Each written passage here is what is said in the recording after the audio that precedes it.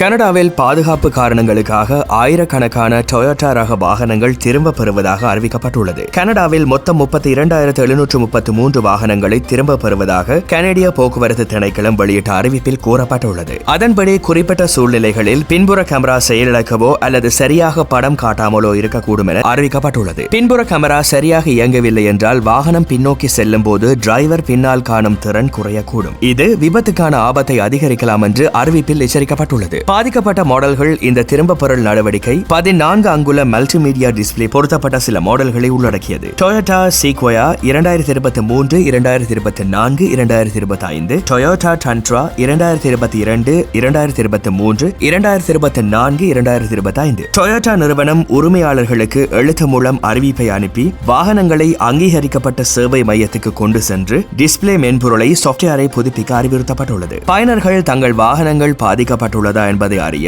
1-889-869-6828 என்ற எண்ணில் அழைக்கவோ அல்லது டொயோட்டா நிறுவனத்தின் அதிகாரப்பூர்வ இணையதளத்தில் சரிபார்க்கவோ முடியும் என அறிவிக்கப்பட்டுள்ளமை குறிப்பிடத்தக்கது.